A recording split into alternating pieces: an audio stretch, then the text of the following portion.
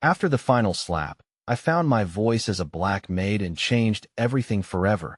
I will never forget the day everything fell apart. The air felt thick like a storm was ready to break. My heart raced as I stood there, frozen, my mother's tears still wet on my cheek. The echo of that slap lingered, heavy and bitter, as if it were tattooed on my skin. For years, I had been a shadow, an echo of someone else's demands. I was invisible, quiet, until I wasn't. Trembling hands pushed back a stray curl, and I inhaled deeply. In the cramped kitchen, nothing felt safe. The tile floor was cold, unforgiving against bare feet. I watched Mrs. Delacroix's perfectly manicured nails glinting like knives under the fluorescent lights as she glared at me, her voice slicing through the air. "You're not worth the cost of laundry, girl." A chill ran down my spine. I had poured my sweat into this house, and still, I was less than nothing. The walls held secrets, whispers from the other maids who came before me, each story dying behind their eyes. I clung to the hope that I could break free, but the weight of her disdain pressed down like a suffocating blanket. I could see the reflections of the neighbors through the kitchen window, their laughter dancing along the breeze while I stood shackled by my own insecurities. I felt their eyes on me as if they were judging my worth, unaware of the tempest swirling inside. "You'll amount to nothing," echoed in my mind, a chant I wished to silence. Then, the sudden silence shattered. To my surprise, a creak from the floor made me jump. I turned, my heart pounding, as one of the children peeked around the corner. Little Marcus, just 5 years old, with delightfully messy hair and big, bright eyes as innocence struck me. "Are you okay, miss?" he asked, his small face marred by worry. In that moment, I felt something shift within me.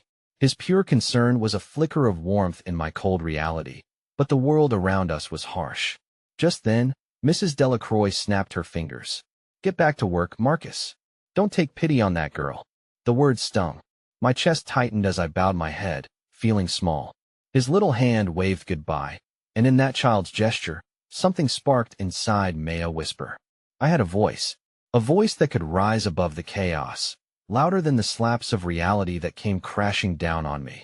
I could fight back. That I began to gather courage. What if I stepped out? What if I spoke out? Everything around me spun into a blurry haze of hope and fear. I could almost taste the possibilities. But as I clenched my fists, the back of my mind taunted me. What would happen next? Would I be free, or would the world swallow me whole? Would I truly change everything, or would I simply go back to where I started? Hey, before we continue with this amazing story, I need to give you an important heads up. Many subscribers have reported that YouTube unsubscribed them without warning. Take a quick second to check the red button below to make sure you're still subscribed to the channel. I'd hate for you to miss any of the exclusive content coming soon. And while you're there, smash that like button. It really helps me out with the algorithm. Oh, and tell me in the comments, which city are you watching from? I love getting to know every amazing person who's part of this community. Your participation makes all the difference. Let's connect.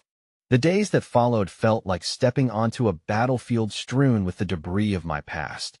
Yet glimmers of resilience began to punctuate my existence. Each morning, I awoke with a burning uncertainty churning in my stomach, thoughts of Mrs. Delacroix's piercing words echoing in my mind. Could I really confront the world that had tightened its grip around my throat for so long? As I scrubbed the floors, I observed little Marcus sneaking glances from the safety of his toys, a silent protector of sorts. Our eyes would meet, and for a brief moment, I would find solace in his innocence. He didn't see me as the help. I was simply Miss, a friend to share secrets with and a confidant for his wildest dreams. I caught myself smiling more often, allowing the small joys to pile up against the heavy shadow looming over me. Yet Mrs. Delacroix encircled my spirit like a storm cloud, her cruelty relentless. One afternoon, amidst the clatter of dishes and the fading echoes of laughter from the children outside, she set her gaze upon me. "Why haven't you cleaned the attic yet?" she snapped, her words sprinkled with disdain. I opened my mouth to respond, my voice catching like a shriveled twig on a robust branch, but nothing came out. I felt that old, familiar weight tugging at me, a reminder that raising my voice might ignite a chain reaction of wrath. But then, as I stood there frozen between words, a hand gripped my shoulder warm, steady. It jolted me from my daze. It was Clara, the cook, a woman whose face bore the countenance of struggle and yet sparkled with defiance. "Don't let her silence you," she whispered, her presence a beacon in the storm. "You're stronger than you know." In that moment, a glimmer of hope ignited within me. Clara's kindness was an unexpected balm, wrapping itself around my fear. I glanced at her, searching for answers in her tired eyes, and suddenly felt connected to a lineage of women who had braved storms much heavier than mine. We had endured oppression together, passing along the burden like a secret recipe sheathed in sorrow, yet adorned with unyielding strength. "Thank you," I managed to say, my voice tinged with both gratitude and urgency. It was as if Clara had handed me the fragile thread of my own voice, daring me to weave it into something grand. A pact formed between us, yet resounding. But as each day unfolded, small victories turned into brutal reminders of the battle raging within. I began to speak up, not always loud, but with conviction whenever I could. "Miss, can I help with the sweeping?" I'd offer to the children, or "I think the laundry could use a little more care," I'd suggest cautiously. The doors to assertiveness cracked open, but fear gripped me tighter. What consequences awaited me should I disturb the status quo? The awakening of my spirit clashed with the chilling realization that speaking out came with perilous risks. That night, as I tossed in bed, my thoughts roamed like restless shadows. What would happen if I stood my ground? What awaited me in the world beyond those walls? Would I lose everything, the only semblance of shelter I had? My heart trembled under the weight of potential loss, yet painted alongside it was a clear image of freedom that felt intoxicating. Then, a violent knock echoed through the stillness of our small home. My mother's anxious voice rose through the haze of my thoughts as she answered the door. I sat up, unease blooming in my chest. I strained to hear her conversation with the visitor outside. "What do you want?" came my mother's fervent tone. My heart raced faster than I could catch my breath. The door swung open, revealing a tall figure cloaked in shadow. His voice, gravelly and unfamiliar, pierced the air. "I've come for what you owe." My breath hitched as the weight of those words crushed down like a leaden cloak draped over my shoulders. I could only capture fragments of their discussion, but twinges of dread began to twist through me as I listened. Each syllable was a cold confirmation this was about the past and the debts left unpaid. My mother's eyes were wide, panic flashing across her features. Out of the darkness, fear rose like a rampant tide. What did this mean for us? What kind of change had I stumbled into if the past clawed its way back into our lives? Just as the world seemed to teeter on the brink of collapse, my resolve tightened within me. I could not remain a spectator to this chaos. I had found my voice, and now I needed to protect those I loved. With uncertainty threading through my every step, I made my way toward the door, a silent witness to my mother's plight, poised to confront the specter of our past. The air crackled with tension as I neared that threshold, each heartbeat drumming against my ribs, a herald to the unknown that awaited just beyond. I was ready for the storm to break.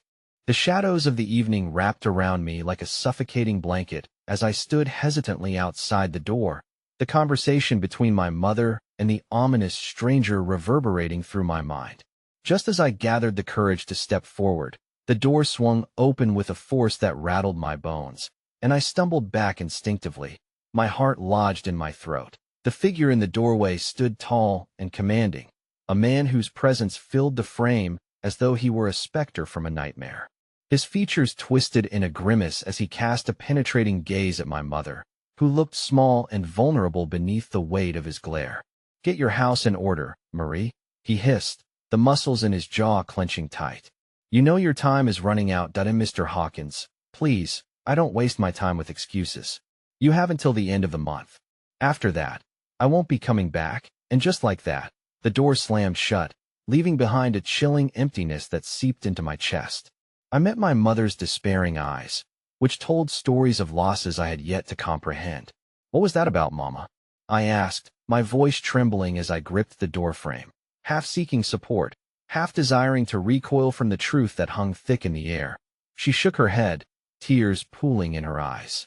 "It's nothing you need to concern yourself with, dear." But the tremor in her voice betrayed her, a crack in the veneer of calm she tried to maintain. "Nothing?" He sounded like he meant as the words began to spill from my lips. I felt a wave of protective fury surge within me, threatening to push past the barriers I had so carefully erected around my fears. Mama, I can't stand by while our past threatens us. I want to help. Her gaze flickered to the side, momentarily avoiding mine, before returning with an intensity that felt like a knife cutting through the fog of my uncertainty. You don't know what you're asking for, Ella. This isn't just about us. This is... She trailed off, her voice laden with unspoken burdens that I didn't want to back down. Then tell me, whatever this is, I can be strong. I need to be strong for you. We've faced so much already. I won't let fear dictate our lives anymore. With a resigned sigh, she sank into a chair, the sorrow heavy in her eyes. It's about the debts your father left behind. When he walked away, he didn't just take himself. He left us with promises unfulfilled, bills unpaid, and people who will come to collect. Mr. Hawkins, he's not just some man off the street. He was part of your father's life, a partner on the wrong side of the law, and now, he's calling us to account. Understanding washed over me, mingling with the anger that had simmered just beneath the surface. But he can't just take everything away from us. He has no right. Mama, what do we do? I pressed, feeling the urge to march outside and confront the man who had darkened our days. It was foolish, perhaps reckless, but it was the fire that ignited hope within me. She looked at me, a weight of pain etched in every line of her face. There's little we can do besides get by day to day. Just keep your head down, Ella. I need you to remain safe. Focus on your work here. It felt like a tether binding me to a life I was desperate to break free from. My resolve began to crystallize, giving me a sense of clarity amidst the chaos. If we can't fight back, then I'll take it upon myself to find a way out. I won't be silenced. The gentle knock on the door interrupted our exchange, pulling us back into the present. I exchanged a worried glance with my mother, who quickly wiped away her tears.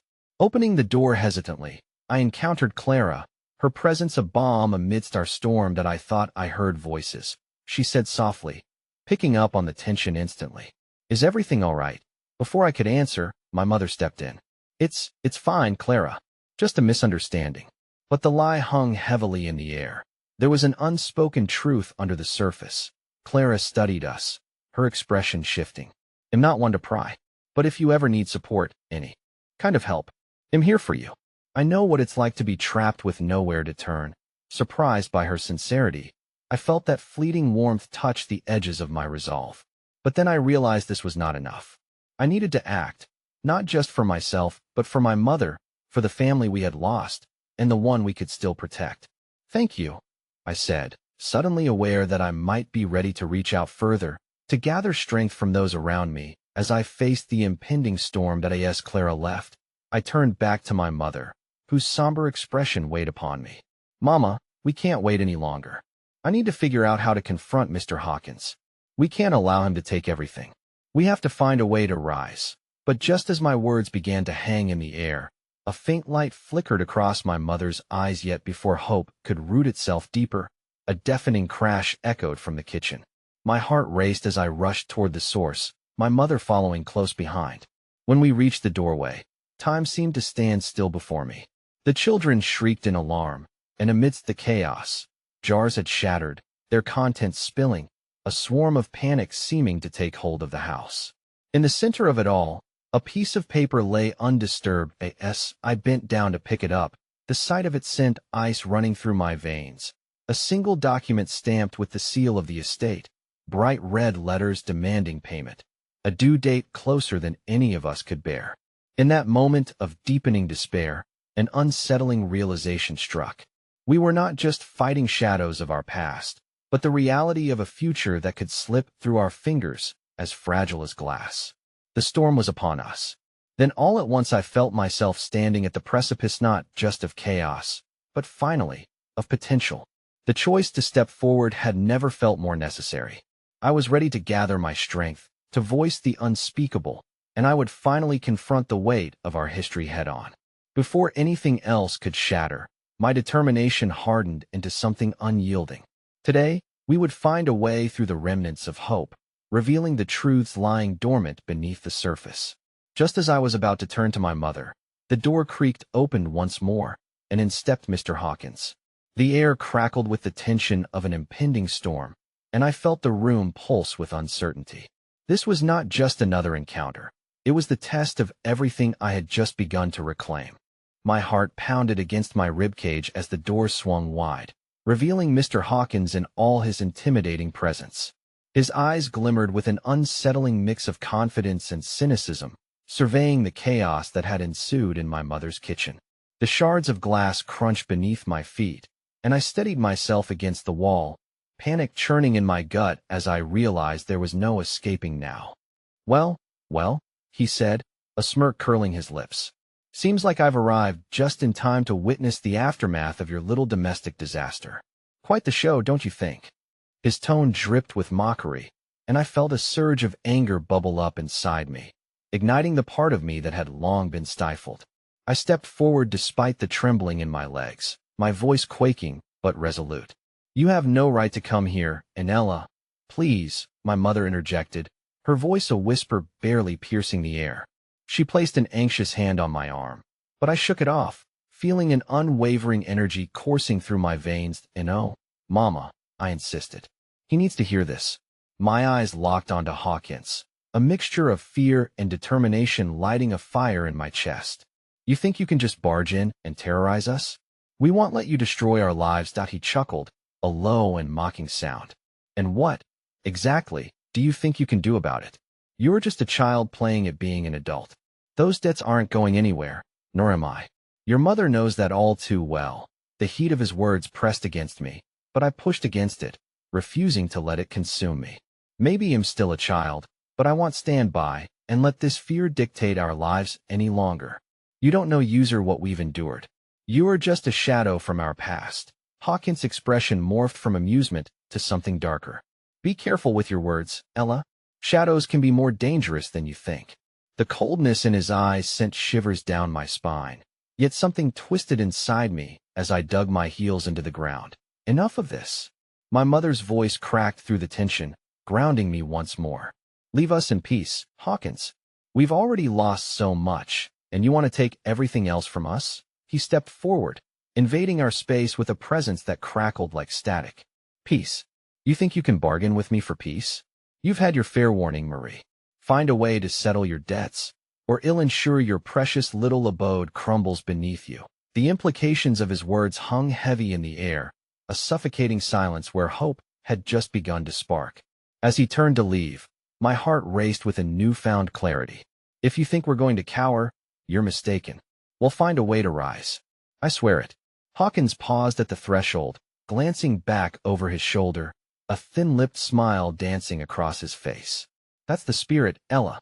But remember, when the storm comes, it doesn't discriminate. It will swallow you whole just like it did your father. Just be careful what you wish for. With those parting words swirling ominously through the air, he left us. Once the door clicked closed, the weight of silence crashed down around us. My mother sank slowly into a chair, her face crumpling as the realities of our situation closed in. I grabbed her hands, cradling them in my own, desperate for a connection that could lift us above the despair. We can beat this, Mama, I urged, my voice steady despite the tremor in my heart. We will fight back. There has to be a way. I can get a second job, reach out to others. I refuse to let him dictate our lives. Her fingers tightened around mine as she lifted her gaze. Ella, you're so young. You don't understand what you're asking of us. There are forces that are beyond. I do understand. I interjected, desperate for her to see my conviction. I want to fight. For you, for both of us. This cannot be what defines us. Her expression softened, and for the briefest instant, I saw a flicker of hope in her eyes, the first real glimpse of the woman I remembered before fear weighed her down. You have such spirit, my darling, she said, brushing a thumb across my cheek. Promise me you'll be careful. I promise. We just can't let the past consume us now. My voice cracked, fear creeping back in when I thought of what lay ahead. No more secrets, Mama. We need to face whatever this is together. But even as the words left my mouth, a dark thought flickered in the back of my mind, a shadow of doubt. What if Hawkins was merely the tip of the iceberg? What if confronting him unraveled more than just our fears? Just as I was lost in my racing thoughts, a loud knock at the door startled us both. My stomach rolled uneasily as I exchanged a worried glance with my mother. Could it be him again? I don't know, she whispered, standing quickly to steady herself. Stay here, Ella. Let me see, but before I could protest, she moved to the door, hesitating just for a heartbeat before opening it wide. A tremor coursed through me as I caught sight of the visitors, Clara, flanked by a couple of other neighbors, concern etched across their faces. We heard shouting. We came to check if you were all right. I rushed forward, relief mingling with uncertainty about whether I should reveal what had just happened. But as Clara's eyes met mine, I saw something that inspired a flicker of hope, the kind of unyielding kindness that warmed the edges of my icy fears. My voice regained strength as I nodded toward Clara and her friends. We need help. We're ready to fight. Yet somewhere amid that feeling of solidarity, a lingering question wrapped its icy fingers around my heart. Could we truly stand together against the shadows of our past, knowing that every ally could bring both hope and peril? As I gazed into the faces of my neighbors, their shared strength igniting my soul, I felt a resolve that this was just the beginning. Unexpected kindness had found its way into our lives, and somehow, that flicker of hope burned brighter amidst the encroaching darkness. But the thunderous chaos of the storm loomed. Could we weather whatever came next? And amidst this fragile moment, I wondered if I had the strength to confront not only Mr. Hawkins, but everything that followed in the wake of his words.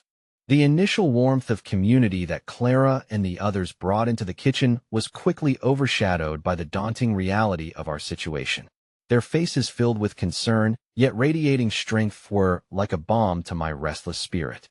We huddled together in that modest space, the remnants of the chaos still looming in the corners, and for the first time that evening, I felt the edges of our despair soften, if only slightly. What happened, Ella? Clara asked gently, her brow knitted in worry as she scanned the remnants of our shattered evening.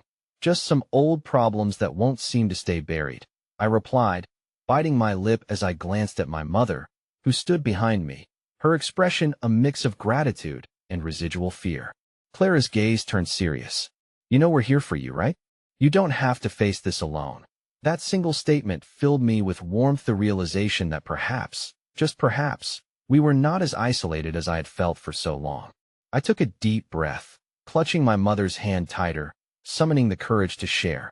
Mr. Hawkins came by, I said, my voice trembling but fiercely determined. He threatened us again. He wants to take everything. I won't let him do that.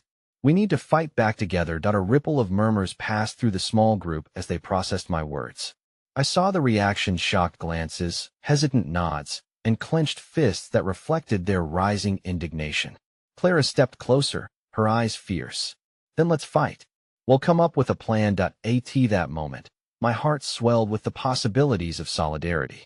The thought of not facing this battle alone ignited a flame of courage within me, and we quickly spiraled into ideas and strategies for what we might do next. It was exhilarating and terrifying, the truth that we could possibly reclaim our lives from Hawkins' grasp. Yet in my eagerness to press forward, I felt Mother's uncertainty fraying at the edges, like a delicate thread that might snap if pulled too tightly. I turned to her, and for the first time in my life, I recognized an internal war within her. Mama, let us help you, I said softly, urging her to lean into this burgeoning support system. Her eyes flickered, caught between fear of what might come and a longing for the strength she had lost. What if it all goes wrong, Ella?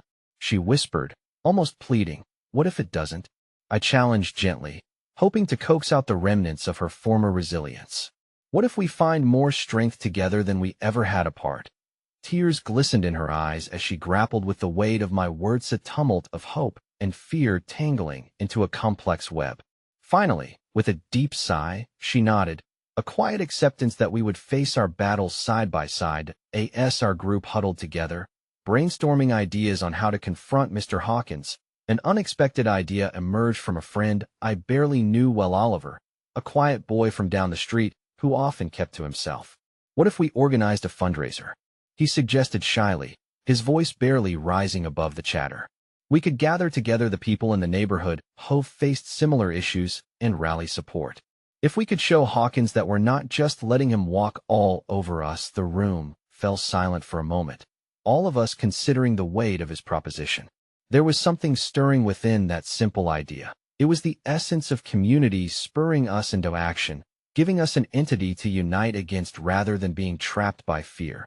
Yes, I exclaimed, feeling the thrill of something larger, a movement brewing beneath us. That's perfect. We can use our skills, our connections. ITLL show Hawkins and the world that we have each other's backs. The atmosphere shifted, charged with the anticipation of rebellion against the grip that had held us close for too long. Determination thrummed in the air, alive with promise, as we divided task social media outreach, securing a venue, and rallying others to join our cause. As we worked, laughter began to interlace with the tense discussions, lifting us like buoyant threads that filled the room with vitality. I couldn't remember the last time I felt so alive. But just as we were beginning to feel the weight of hope rising, the sound of a phone ringing sliced through the bustle, jarring me back to the reality that was lurking behind every decision we'd made. My heart plummeted into my stomach as I saw my mother's face pale when she picked it up and listened, a creeping sense of dread washing over me like cold water. "Yes, I understand," she murmured, her voice wavering. A silent tension wrapped itself around the room, as if we all instinctually sensed the weight of her conversation. Once she hung up, the air fell stagnant. "That was the bank," my mother whispered, her eyes darting towards mine, fear igniting as it settled in. "They said they're moving forward with the foreclosure process." The world seemed to freeze as those words echoed around us, each syllable a heavy hammer striking against the fragile hope we had just begun to forge. "But we're fighting back. We have to fight back," I exclaimed, the terror erupting in my voice. "We can raise the money. We can. It's too late." "Ella," she interrupted, despair lacing her words. I felt the walls closing in as Hawkins' ghost loomed larger than ever, swallowing the threads of unity we had just begun to weave. That my breath hitched in my throat. "No," I whispered, unwilling to let the shadows reclaim their hold. "We can't let him win." But deep inside, the seeds of doubt were sprouting wildly, threatening to strangle my burgeoning resolve. With each tick of the clock, every passing second felt heavy with defeat, taunting the radical hope that had been born just moments earlier. And yet, within that suffocating silence, another realization swirled. The fight was far from over, even if the stakes had become painfully clear. I locked gazes with my mother, a surge of determination flooding back into my veins despite the fear. "We're not backing down. We owe it to ourselves to at least tee our wide eye in the harsh reality of what had just unfolded." It felt like a turning point, like the first dew of dawn after the longest night. We weren't just fighting for me or my mother or simply against Hawkins. We were fighting for every moment of connection we were starting to build, for every ember of hope igniting in our bellies. As we huddled together again, determined to think beyond the confines of fear, I felt an unfamiliar weight lifted. The shadows still loomed, but they would not have the final say. Together, we would rise against whatever darkness threatened to drown our light. And just as the storm clouds burgeoned with impending rain outside, I knew something greater was brewing within us, an awakening that would either lead us to victory or tear us apart. Still, the final outcome was ours to forge, and as long as I had my voice, the fight wouldn't be over. But in that moment, before a plan was set or hope fully realized, I couldn't shake the feeling that Hawkins was only one piece of a much larger puzzle, and that meant there were more challenges to come, more truths lurking just beyond the horizon, truths that could just as easily shatter our newfound resolve. The tension hung in the air like a thick fog, wrapping around us as we attempted to regroup after the shocking news. My heart raced, each beat sounding a war drum echoing the cries of struggle. I breathed deeply, trying to navigate the overwhelming swirl of emotions that threatened to drown me. Looking around the room, I saw faces filled with determination mixed with the undeniable fatigue from weeks of battling invisible foes. Clara broke the silence first. "This isn't the end for us. The bank doesn't know who they're dealing with." Her voice, bold and fierce, felt like a rallying cry. "We have to keep moving forward, no matter how daunting it seems." Fear still clung to my mother, her shoulders sagging slightly, as if the weight of the world pressed down upon her. "It's going to take more than just words to convince them to reconsider," she murmured, her gaze drifting toward the window. Without realizing it, I stepped closer, anchoring her with my presence. The unwavering strength emanating from Clara felt contagious, igniting my own flickering courage. I know, I interjected, desperation seeping into my voice. But we can't let Hawkins dictate our fate. We have a community willing to stand with us now. We just have to be strategic. The conviction behind my words surprised even me, but I felt an energy pulsing through our little group, an energy that hadn't been there before. There was strength in numbers, and together, we were becoming a force. Oliver, with his quiet demeanor, piped up again, a glint of determination in his eyes. What if we reached out to local organizations that support families facing foreclosure? They might offer legal assistance or financial resources we don't know about. A flicker of light sparked in my chest, igniting possibilities. Yes, and we could do something to raise awareness, like hosting community meetings. If we show the bank that there's more at stake here than just one house, maybe they'll take us seriously. Murmurs of agreement circulated through the room, a collective resonance building momentum. Clara scribbled down our ideas on the back of a takeout menu she had pulled from her bag, transforming it into a blueprint for rebellion. Laughter floated back into the atmosphere, mingling with our determination, as if laughter itself was becoming part of our fight. But just as hope began to take root, my phone buzzed insistently in my pocket, cutting deep through our camaraderie with a harsh reminder of reality. I pulled it out, glancing at the name that flashed on the screen. It was Lydia, my childhood friend whom I hadn't spoken to in months. Hesitation gripped my heart, as her absence had been an echoing void in my life. Should I take this? I asked the group. Clara nodded, motioning for me to step aside. With my heart pounding, I answered the call. Lydia, Ella, I heard about the trouble you're facing, and I just wanted to see if you're okay. Her voice, tinged with genuine concern, instantly softened the perpetual tension aching within me. I'm trying to be, but it's hard, I responded, the vulnerability spilling into my tone like a tidal wave. They started the foreclosure process, and I don't know what we're going to do. There was a pause on the other end before she spoke again. I think I can help. I've been working with a nonprofit that assists families in crisis. Even though I haven't been around, I never wanted you to feel alone. I heard about your event. Can I pitch in? I was momentarily stunned. The foundation of my frustration towards her absence started to tremble against the notion of forgiveness. Of course, any help would be appreciated, I managed to say, the words wrapping around both reassurance and an untainted fragility that filled the spaces between us. Ella, I know we haven't talked, and I'm sorry. It's okay, really. With a deep breath, I reaffirmed. Just let's focus on what we can do now. As we continued to speak, Lydia mentioned an upcoming community meeting that her nonprofit was hosting, where various organizations would attend to discuss resources available for families like ours. A sliver of hope wedged itself into my heart, expanding with every word. Together, we arranged for her to bring some colleagues to our fundraiser. Help was coming from an unexpected, yet familiar, source. Once I hung up, I realized Clara had been listening carefully, a knowing smile creeping across her face. It seems things have started to shift in your favor. Sometimes a step backward is just what we need to gain momentum. Trust the process, Ella, she whispered, reassuring me. But beneath that comfort lurked a palpable essence of loss. There were so many who wouldn't have the chance to reach out amidst this chaos. Rejoining the group, I felt a re-energization flush through me, a consequential balance to the weight of fear that had almost consumed us. Lydia is going to help us. She's bringing people from her nonprofit to our event. We're going to make sure all our voices are heard. Cheers erupted, echoing like the harbingers of some forgotten joy. But beneath the overwhelming optimism lingered the stark memory of Hawkins' threats looming dangerously close. My breath caught when a thought pierced through the jubilant atmosphere. What if this newfound allyship was a double-edged sword? What if not everyone in Lydia's circle had our best interests at heart? I glanced at my mother, who seemed lost in her contemplation, and the flicker of doubt inside me threatened to twist into something unshakable. A new layer of fear began to creep into my mind. What if bringing people into our lives also opened doors we could never close?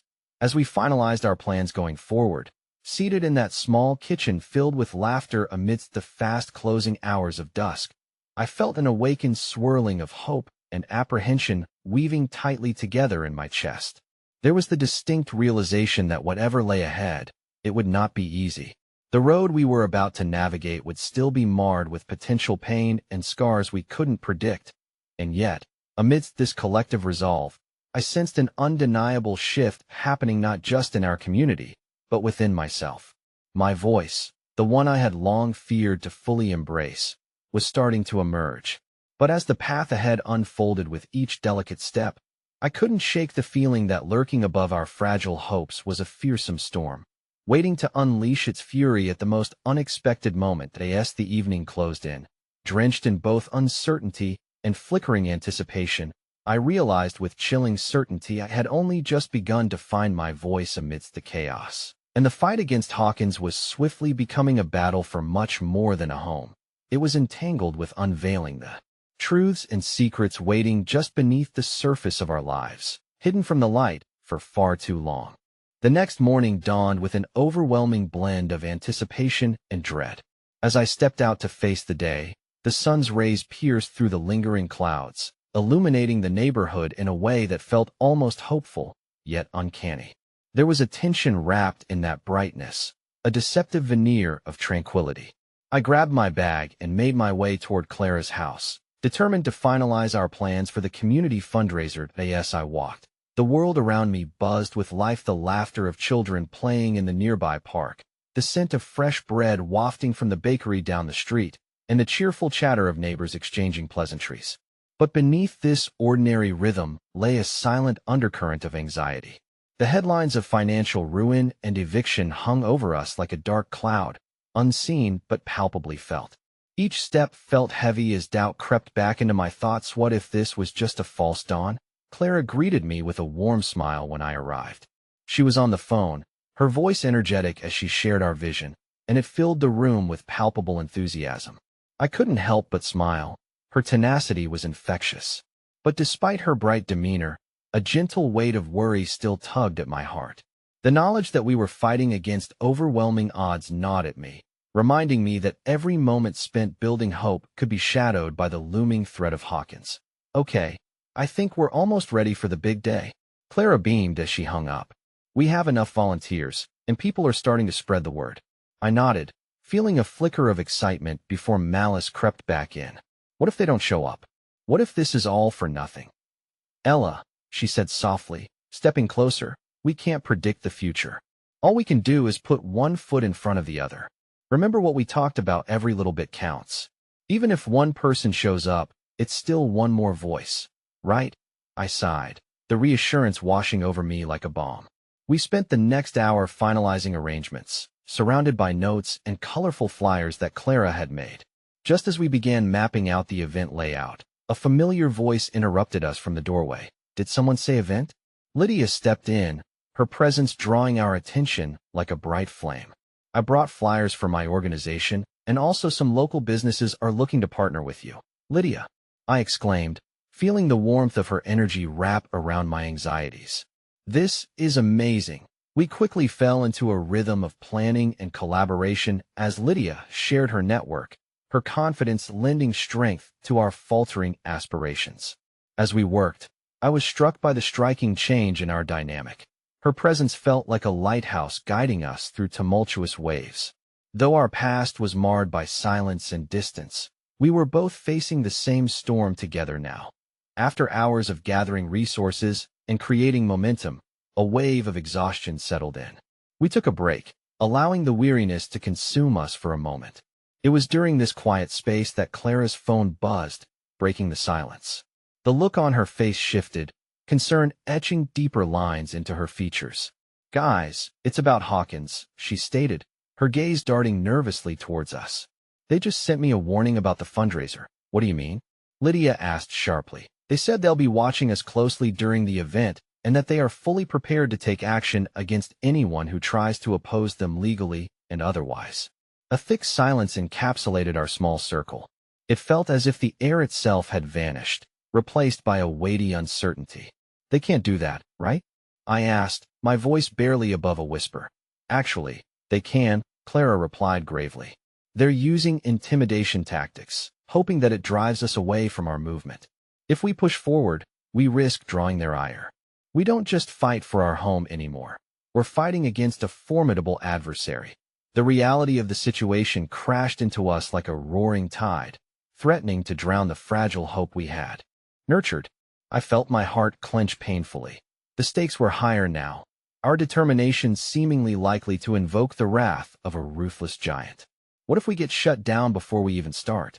My voice trembled as I raised that fear aloud. That we can't think like that, Lydia interjected.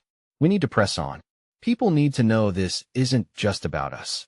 It's about a community struggling against systematic oppression and greed. The gleam in her eyes reflected the fire that had ignited earlier within me, and despite the fear clawing at my heart, I felt that flicker of resolve rekindle. Perhaps it was precisely because of what was at stake that we couldn't back down. But even as I contemplated this, another profound realization washed over me. We weren't just battling for our home. We were awakening something collective within everyone, a bubbling dissatisfaction against the powers that have kept us silent. Just as we started discussing our next steps with renewed fervor, the door swung open, and Oliver stepped in, a look of urgency faced with uncertainty crossing his features. I'm glad I found you. Something's come up. There's a rumor going around that Hawkins might be doing something drastic before the fundraiser. The chills swept through the room, unraveling the thin veneer of hope we had just rebuilt. What do you mean? I could hardly articulate the dread pooling heavy in my stomach. Some friends in the community mentioned that they found a few eviction notices posted randomly around town targeting several families who had spoken out before. It's bad, Ella. Panic surged through me, my breath quickening in rhythm to the fear racing in my heart. Was this the cruelty Hawkins was willing to unleash? Would our fight provoke even more violence? And then, as if echoing my thoughts, Oliver continued, I think they're planning a show of force against this movement because they see it spreading. They might be aiming at hitting hard before we gather any more support. Is there anything we can do? I asked, desperation clawing at my throat. I'm thinking we might need to take precautions, perhaps even altering our plans. The last thing we want is to be blindsided at our own event. My stomach twisted at the thought of retreating. Yet, how could we possibly continue knowing the risk? The conversation spiraled into urgency, each voice bouncing off the walls with practical considerations. Yet inside, I felt the earth shifting beneath my feet. As we deliberated our options, I felt the familiar warmth of determination consuming my doubts. In that moment, I realized that no matter the threat Hawkins posed, I couldn't succumb to fear. If ever there was a time to stand tall and fight, it was now. As the discussion wound down and a plan began to form, I felt clarity in the chaos. We could no longer be merely defensive players in this game of survival. Not his was our opportunity to transform from a group of wounded souls into warriors wielding voices as weapons. But before we could decide on final details, a single text flashed across Clara's screen, the name of an unknown number, followed by a message that sent icy tendrils coursing through us all. You've been warned. Stand down or face the consequences. What consequences awaited us? So far was Hawkins willing to go to tighten his grip. In that moment, the world felt larger and more perilous than ever. But standing together, bathed in the uncertainty and fiery resolve, I knew this was only the beginning. Our voices were just starting to rise, and whatever lay ahead, I was prepared to face it, fear or no fear. As I looked around, the gravity of our situation wrapped around us like a shroud, binding our stories together in a way I had never imagined possible. The cliff that awaited us felt daunting, but perhaps it was not a barrier at all. It could be the tipping point for everything we had ever dreamed of. I knew we couldn't back down now. We'd come too far, and with every fiber of my being, I would fight to ensure that we were heard. The evening air hummed with the buzz of cicadas, their continuous song wrapping around us like a cloak, both comforting and unsettling. As we stood in the living room, tension crackled between us like static electricity, each of us grappling with the weight of the announcement that had just unfolded. The shadows danced across the walls, flickering like our wavering resolve. Is it serious? Clara asked, glancing nervously at the phone in her hand, the message displayed with cold precision, as if it were an incantation we could wish away. Do we really need to change our plans before the event? Oliver ran a hand through his hair, his expression grave. Given what's been happening, I wouldn't take the threat lightly. But if we alter our plans, won't it feel like we're backing down? A silence settled, the unresolved tensions building like the pressure before a storm. If we let fear dictate our actions, we only empower them. I chimed in, gripping the edge of the table, feeling the cool surface against my palms, grounding me. But we also need to be prudent. Prudent, Lydia echoed thoughtfully. Like taking safety measures? An armed guard wouldn't be out of the question at this point. She stated it firmly, like a challenge, but the glint in her eyes spoke to a deeper instinct. Fighting back could ignite a fire in our community that would burn beyond individual expenses. They can't intimidate us if we stand together, I responded, though I couldn't shake the thread of uncertainty weaving through my veins. Clara's phone buzzed again, breaking the moment. She reluctantly checked the screen, and her disappointment flicked across her face like a candle in the wind. It's just more alerts about families receiving eviction notices, she exhaled, her voice a whisper. With those words, the fragile shield we had constructed began to splinter. Do we know who's been targeted? I asked, dread pooling in my chest as I imagined the faces of my neighbors, the same ones I passed on my way home, who shared components of my life. Just whispers for now. They say it's families who spoke at the city council meeting, Oliver replied. People who dared to question Hawkins' plans. It felt like a dagger to hear the vulnerability echoed in the voices of the community. These were mothers, fathers, children I had grown to love. How could we pave the way to a better future when the past lay strewn with scrapes and bruises? As the conversation turned to strategizing how we could mitigate this escalating danger, I felt a pang of helplessness, yet also an enduring flame that compelled me to protect the very lives we aimed to uphold. What was to stop Hawkins from making these threats a reality? Just then, the door swung open again, this time revealing Marcus, the local cafe owner, with a storm of worry etched on his face. I heard about the warnings, he said urgently, rushing in as if he were carrying the weight of the world. I want to help. Help? I asked, my interest piqued. How? I can bring food for the event, he said, the conviction in his tone courageously juxtaposing the fear swirling in the air. And I know other small businesses willing to support. We might not have much, but every little bit helps, right? In that moment, offerings of kindness cascaded like warm sunlight breaking through a thick fog. My heart swelled against the storm brewing within me. Perhaps we wouldn't just be a gathering of voices. Perhaps we could inspire others. He'll help design the pamphlets, Lydia stated, her resolve firming as she glanced at Clara. If people put their faith in us, we might be able to rally together, show those in power we won't be silenced. As the momentum built, I could almost see fragments of hope coalescing around us. The eager planning began, laughter threading through our discussions, healing the fractures that the coldness of reality had etched into our souls. For every fearful word, Marcus brought a story of strength from his coffee, a place filled with stories shared over cups of coffee. Yet, beneath the euphoria was a gnawing sensation of impending doom. Questions danced in my mind. How far? Was Hawkins willing to go? Would we truly be safe in our efforts? When at last we reached a tentative consensus, the plan emerged: protection through collaboration. We would hold the fundraiser, inviting everyone who would listen, doubling down on our purpose. But with this newfound unity came the realization that each endeavor would be shadowed by anxiety and ache against the dangers lying in wait. As night fell, and we finished discussing logistics, Clara noticed how silent the room had grown. What if we just take a moment? She suggested softly. Let's remember our reasons for doing this. Soberly, we gathered in a circle, our hands clasped, breath intermingling as we formed a single heartbeat. In that silence, we conjured images of those in our community, families who had laughed and cried through shared experiences. In that sacred space, I felt the chains of fear loosening, replaced instead with an incalculable strength thrumming through us. Just then, Marcus interrupted, his face pale. I just received a message. It's about someone planning a protest against Hawkins tomorrow morning. They're calling it a march for hope. That a rush of conflicting emotions flooded through me, a mixture of indignation and excitement. Who's organizing that? I asked, not allowing myself to think too much about the ramifications. Sounds like community members who are tired of standing by, he replied, worry etching deeper into his brow. Is it safe? I pressed. I felt a deep sense of connection to my neighbors swelling up, yet a heaviness gripped my heart. Something raw and vital was pulling at the strings of unity I thought we were weaving. Safe? Probably not. His words felt like a punch to the gut, resonating off our quiet determination. Everyone needs to know how valuable their voices are, Clara said, her voice firm yet laden with uncertainty. We need to make a choice.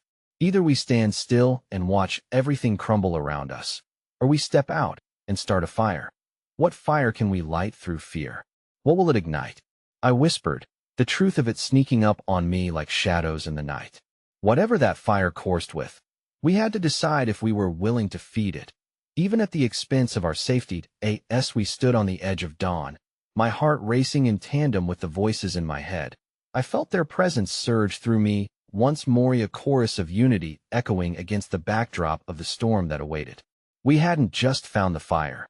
It was illuminating the path before us, a path that turned uncertainty into inspiration. And yet, a knot of dread remained, a contemplation that if we ventured outside in the morning light, the risk could become a shattering reminder of our realities. Would our march amplify our voices, or invite the very threats we feared? As the clock ticked away, my mind whirled, leaving me with a paralyzing sense of vulnerability. Did I possess the strength to stand for this movement, knowing what lay ahead? That question throbbed within me, unresolved, as I met the eyes of my friends who shared my fate, and readiness slowly unfurled into courageous commitment, however uncertain the dawn seemed. The morning sun broke through the clouds like a wounded bird finding its wings, casting warm light across the living room. As I stared out the window, I couldn't shake the gnawing anxiety clenching my stomach. Today mattered. There was something profoundly stirring about the idea of joining together with my neighbors, but it was interwoven with a shadow I couldn't quite escape. Clara was the first to arrive, her usual brightness dimmed by the weight of uncertainty. "How are you feeling?" she asked, concern etched on her face. "Ready and scared," I admitted, my voice shaky. "What if something happens? What if Hawkins sends someone to intimidate us?" "We can't let fear rule us," she replied firmly, but I could see the flickers of worry in her eyes, mirroring my own. The door swung open again, and Lydia strode in, a determined look on her face, holding a stack of flyers. "I printed these for the march," she said, enthusiasm barely masking her fear. "People need to know we are here, we are standing together." I admired the way she fought through her apprehension, channeling it into action.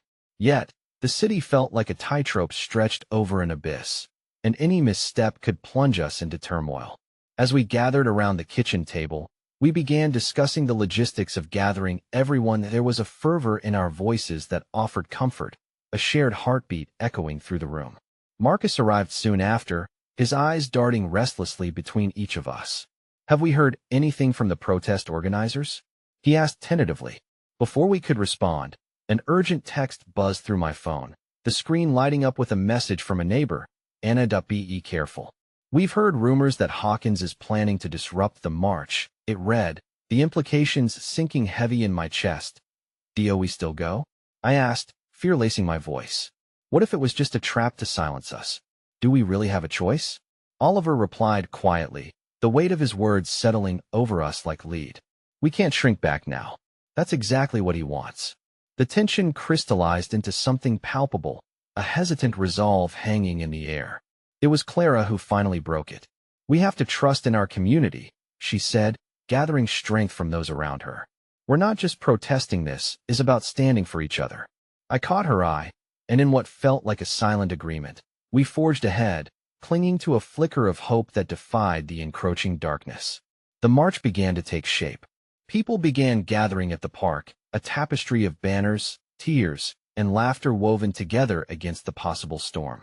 I watched as parents held their children's hands, faces painted with determination, a living collage of bravery. Yet, the collective courage was tainted by a creeping apprehension. I found myself standing shoulder to shoulder with Clara, until a murmuration of whispers drew my attention. At the edge of the crowd, I spotted a couple of men, figures cloaked in anxiety, radiating aggression, surging closer to us. That Hawkins crew? I whispered, my heart racing. Clara followed my gaze, and her demeanor shifted, thoughts racing behind her wide eyes. "We have to stay alert," she instructed, gripping my arm as we turned our attention back to the oncoming swell of the crowd. The vibrant chants and passionate voices spiraling higher as we marched. Our voices rose in unison, fueled by every hard-fought struggle we had faced together. But beneath that, there lay an undercurrent of dread swirling endlessly. Where was Hawkins?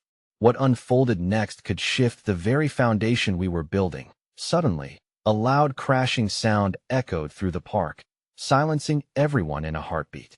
I whipped my head around, heart hammering as I saw a group of Hawkins supporters break through the edge of the protest, faces hard and menacing. It felt like the air had been drained from my lungs. We were outnumbered, the walls closing in. Panic flickered in the eyes of my neighbor's fear, threatening to shatter the fragile unity we had woven around us. Just keep going, I shouted, urging Clara to remain steadfast as the crowd of protesters started chanting louder, pushing back against the intruders. But the tension was electric, fists clenched, wide eyes darting. We were on the cusp of something monumental, yet the pitfall loomed dangerously close. And in that moment, a figure stepped forward from the crowd, tall and resolute, radiant in auras of bravery. It was Anna, the neighbor who had sent the warning text. She took the lead, voice ringing out like a lighthouse on a stormy night, urging everyone to stand firm. Her defiance felt like a tidal wave crashing against our fears. Together, Anna repeated, the rallying cry igniting a spark of solidarity among us. But then, the world seemed to shift. As the confrontation escalated, the crack of a voice, loud and hanging, a siren pierced through the air. A warning or a wail, I couldn't tell. Chaos erupted, faces transformed by panic. My heart raced as I locked eyes with Clara. We were swept into a current that threatened to separate us. Yet just as I reached for her, a hand grasped my shoulder. Stay close, it commanded Marcus. His presence calmed me, grounding me in the heart of the storm. But the truth crashed down with dreadful force as I turned to face the unfolding chaos. The narrow line between courage and disaster was fracturing. I could feel the tears welling in my eyes, uncertainty clashing with flames of resolve. Then, with a decisive clarity, I blurted out a desperate thought. What if we stand up and tell our stories? What if we claim our voices amidst this turmoil? And suddenly, it was as though a veil lifted from the crowd. People began murmuring in agreement, even as shadows loomed closer. But before I could fully process our momentum, the unexpected barrel of police cars rolled in, sirens blaring like a warning trumpet from the abyss. It wasn't just a physical division we faced. It was a battle for everything we stood for, our very existence, our voices rising together. And here, amid it all, I realized with a start, our unity was our greatest strength, but the risks we had taken together were about to be met with a reckoning that none of us could have anticipated. The sudden dread enveloped me as I gripped Marcus' arm tighter, my voice hidden beneath the rising tide of uncertainty. As I turned to him, whispers of fear betraying my resolve. What if our voices are silenced again? The world spiraled as if time itself held its breath. The storm was here, and we had stepped into its eye, unknowing of what would remain once it passed. As the sirens blared, pulsating threats echoing across the tense air, I could feel my heart racing against the weight of possibility and dread. A throng of chaos danced before me. Hawkins's supporters shouted provocations, their faces contorted in aggression as the police descended like vultures on my community's fragile momentum. Despite the panic surging through me, a blazing fire ignited within. My voice trembled as I called out to my neighbors, desperate for solidarity. Don't back down. This is our moment. Our stories need to be told. But as my words cut through the clamor, they felt small and insignificant in the face of the threats stretching before us.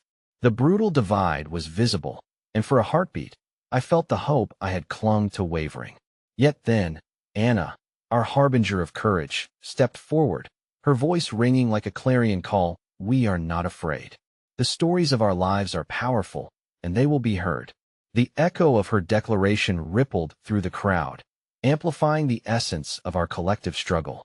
In a moment fraught with fear and uncertainty, connection transformed into an unstoppable current, each neighbor bolstering another as we faced our fears together. As words of defiance streamed from our lips, the haze of uncertainty began to lift, revealing faces determined to reclaim their identities, men, women, and children rooted in resilience rather than despair. I looked at Clara, her grip steadying mine, and could see the stranglehold of fear loosening among them, their eyes wide with an electrifying resolve. But that resolve was met with resistance.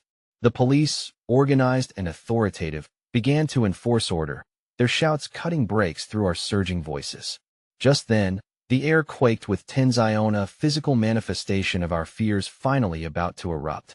"Everyone, step back," barked an officer, moving toward the front line with deliberate intent. But instead of surrendering, I felt waves of empowerment course through me as I spotted familiar faces among the still-growing crowd. These were my neighbors, people who lived and laughed beside me, who had borne witness to the pretense of peace while watching our stories unravel in silence. "None of us stands alone," I shouted, forcing myself to be heard over the cacophony. "We're not leaving until our voices are heard. This isn't just about one home, it's about a community undeniably united in the face of oppression." And at that moment, I saw a quick turning of the tides. More people emerged from the back, rallying around Anna and me, voicing their experiences, their struggles against Hawkins' threats, and the weight of debts that threatened to swallow them whole. My heart soared as I felt the invisible thread of solidarity weaving us closer together. Yet, just as the energy surged, one officer stepped forward, determined to extinguish the fire ignited within our hearts. "You are given one chance to disperse peacefully," he commanded, voice cold and final. For a split second, I froze, uncertainty creeping back into my mind. Would all our efforts culminate in yet another moment of facial recognition? Would we shatter our stories, suffocated beneath the weight of fear? But then the cameras. Just beyond the chaos, I glimpsed a row of reporters, their eyes trained on us, the world outside ready to witness our definitive stand for ourselves. Suddenly, moments of vulnerability transformed into something greater, a tapestry woven with the threads of every experience we had come to share. As I stood there, glancing into the faces of those around me, Marcus, Clara, Lydia, and Anna, they stood unwavering, defiance painted in all their lines. There was common ground like I had never known. The fear inside me morphed, catalyzing into a tidal wave of purpose that vaulted between us.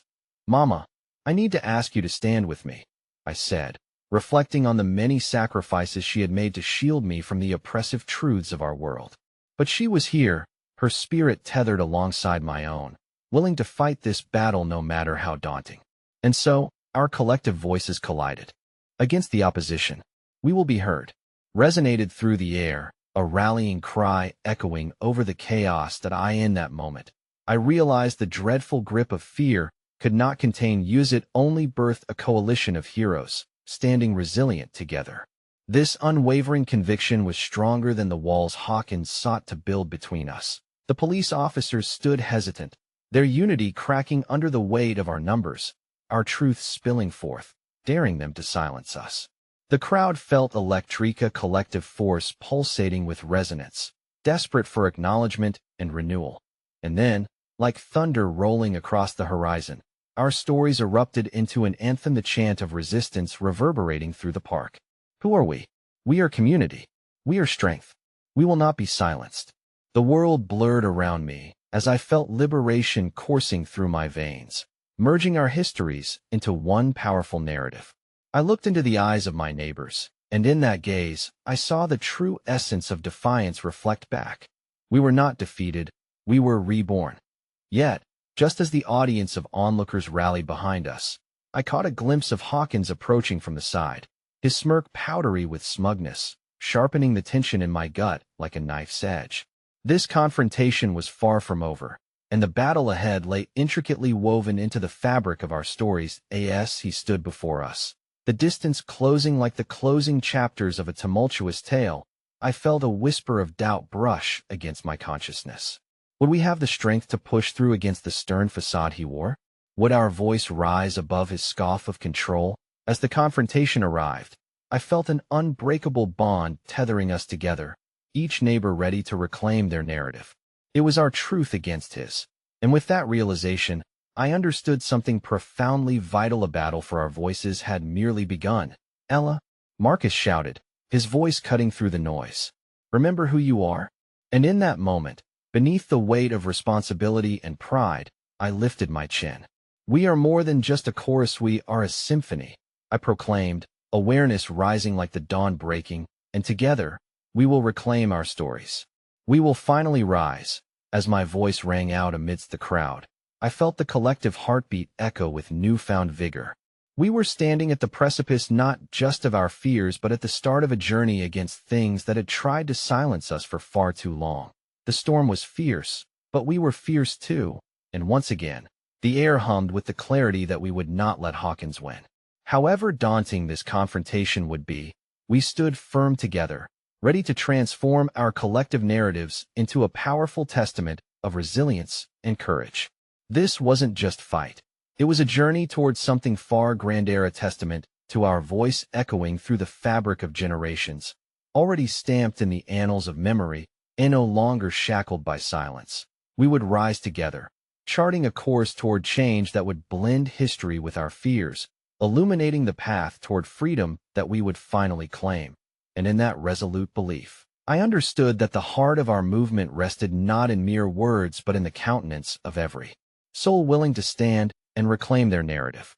We were a force, and together, we would galvanize against the tide that had tried to erase us. In the aftermath of our march, amidst the chaos, I finally felt the fire within me take form capable of illuminating every shadow, unraveling every secret that had ensnared my past.